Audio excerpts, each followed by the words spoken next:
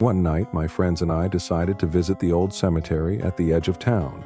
It was supposed to be for fun, an eerie but harmless thrill. The full moon was just starting to rise, and the air was colder than expected for a summer night. We stood by the oldest gravestones, laughing and joking, when someone suggested we take a selfie. We all crowded together, squeezed tight, and snapped the picture. The flash lit up our faces for a brief second, and for a moment, everything felt normal. We joked about the shadowy figures in the background and how the cemetery looked like something straight out of a horror movie. But when we looked at the photo, the joke stopped being funny. In the corner of the picture, a figure stood in the shadows. It wasn't one of us. The figure was tall, thin, and had no features, just a blurry outline. It stood unnaturally still, as if it had been waiting for us to turn around. We all stared at the image for a moment, unsure if we were seeing things. But there it was, a shape behind us, as if it had been lurking in the dark. We laughed it off, dismissing it as a trick of the light or an optical illusion. But as the night went on, we began to notice strange things happening. The air felt colder around us, even though it was supposed to be a warm evening. The sound of the wind through the trees seemed distant, like we were suddenly isolated from everything. Later that night, I uploaded the photo to social media. As soon as I hit send, I felt a strange unease. My phone buzzed with notifications almost instantly, and I opened them to see dozens of messages and comments from people who had seen the picture. "Who's that behind you?" one person asked. "Looks like you've got a visitor," another replied. "Delete that photo now." At first I thought it was a joke, but then I saw something that made my stomach drop. The figure in the photo was moving. In the next comment thread, someone zoomed in and pointed out that, although the figure was blurry in the original photo, it had a face in the cropped version. A thin, hollow face with empty eyes that seemed to stare right through me. I took the photo down immediately, but the damage was done. The next morning, I woke up to a strange message from an unknown number. It was a photo, not one I recognized, but one of my friends, the one who had stood closest to me in the selfie. The picture was grainy, and in the background I saw the same figure, the same hollow face, and this time it wasn't standing still. It was closer. I tried to call my friend, but she didn't answer. She didn't answer the next day either, or the day after. When I visited her apartment, I found her door unlocked, but the apartment was empty. Her phone was sitting on the kitchen counter, and the last photo she'd posted was one of the cemetery with the same blurry figure in the background, this time standing right behind her. I couldn't stop thinking about the figure in the photos. Every time I closed my eyes, I saw that blurry shape, the hollow face staring at me. But the worst part? I couldn't escape it. It felt like it was with me, following me, creeping into every corner of my life. I spent the next few days trying to reach my friend, but she was gone. Her apartment was locked up, her phone switched off. It was as if she had vanished without a trace, leaving nothing behind but her belongings. And the picture. The same haunting image that had begun it all. I started digging. The internet was full of strange accounts of similar things happening. People taking selfies, capturing shadows, figures, and faces that shouldn't be there. Some had even gone so far as to track the figures, only to find they were in every photo taken with the camera, even older photos, some going back years. But no one ever seemed to make the connection.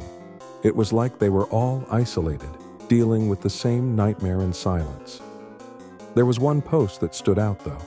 It was from a woman who'd shared her experience on a paranormal forum. She talked about a legend that had been passed down for generations, a ghost tied to photographs. The ghost was said to attach itself to anyone who dared capture it on film. Its face would appear behind the subject, and it would follow them until it could take control. I laughed at first. It sounded absurd. A ghost from a selfie? But the more I thought about it, the more it made sense. My friend had vanished after the photo, and now I was receiving messages and images of the same figure. What if this ghost, this thing, wasn't just appearing in pictures? What if it was using them to pull people in? I began looking into the cemetery. I visited it again, this time alone, in the middle of the day. I thought maybe I could take some kind of photo that would show me more, something that could explain the figure. As soon as I stepped through the iron gates, I felt the change in the air like a pressure in my chest, a heaviness that wasn't there before. I walked slowly, letting the camera on my phone roll, trying to capture everything I could. When I reached the spot where we'd taken the original selfie, the temperature dropped sharply. I pulled my jacket tighter around me, my fingers trembling. The ground beneath my feet seemed softer, like it was shifting under my weight. I snapped a photo. When I checked the screen, I saw it immediately. The figure was there, closer than ever before, standing just behind me in the frame. But this time it wasn't blurry. This time it was clear. I could see its eyes, empty, dark, and staring directly at me. The figure had a mouth now, stretched wide into a grotesque grin. The photo seemed to pulse in my hand, like the figure was reaching out from the screen. Before I could do anything, the screen flashed white. I blinked, and the phone shut off on its own. I couldn't breathe. It was as if the air had been sucked out of the cemetery. My heartbeat rang in my ears, and a cold sweat formed along my spine. I looked around, but no one was there. Then I heard it a whisper, soft and unmistakable. "You're next." I stumbled backward, nearly tripping over a gravestone. The whispering continued, growing louder, until I realized it wasn't coming from the air. It was coming from the phone, which had turned itself back on. But the screen was cracked now, the image of the figure still staring at me. I ran, leaving the cemetery without a second glance, but the chill never left me. The figure was still following me. I barely slept that night. My phone buzzed incessantly, messages popping up one after the other, all from unknown numbers. Each one contained the same image, the figure, clearer than ever, standing in the background of my friend's photos. But the last message was different. It wasn't a photo. It was a video. I hesitated, but curiosity won. I tapped the screen and the video began to play. It showed the cemetery again, from the same angle as before.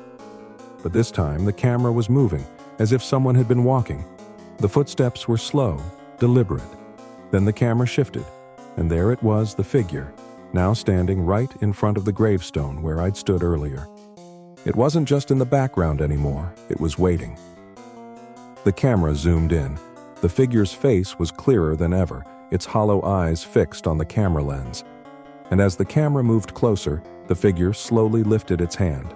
It pointed directly at the camera, and a whisper followed, faint but clear. "It's time." I froze. The video ended abruptly, leaving me staring at a black screen. I wasn't sure if I'd just seen something that wasn't meant to be seen, or if it had been meant to be seen. The whisper still lingered in my mind, echoing like a warning. I knew I had to go back. By morning, I'd made up my mind. I couldn't keep running from this thing. Whatever it was, whatever it wanted, I had to face it. I couldn't lose any more time. I grabbed my jacket and headed straight for the cemetery again. The air was still the same, heavy and thick, as if the world was holding its breath. But this time, I wasn't alone. I brought the camera, the one my friend had used to capture the photo, with me. I had to take the same shot again, the same angle, the same spot. I had to understand why it was following me. When I reached the place where it had all started, I paused. The ground beneath me felt stiff, soft, like it had shifted overnight. I glanced at the gravestone. The name on it seemed familiar, but I couldn't place it. I stood there for a long moment, the camera in my hand, the eerie silence pressing down on me. And then I heard a sound, faint but unmistakable, the crackling of a camera. I turned. The figure was standing behind me again, closer than before. Its grin stretched wider, its hollow eyes filled with malice. I lifted the camera to snap a photo, but it wasn't just a blur this time. The figure was fully visible, standing right behind me, watching me through the lens. But as I snapped the picture, the air went cold. I felt a hand on my shoulder. I whirled around, but there was nothing there, except the figure. It was standing next to me now, its fingers just inches away from my skin. I backed away quickly, but the figure didn't move. It stood there still, as if it was waiting for me to make the next move. That's when I realized the truth. The figure wasn't just following me. It was waiting for me to... The next time you take a selfie, look closely at what's behind you. You never know who's waiting for you in the frame. Hit subscribe, drop a like, and turn on the bell. Because next time, it might not just be a shadow. It could be someone waiting for you to step into the picture.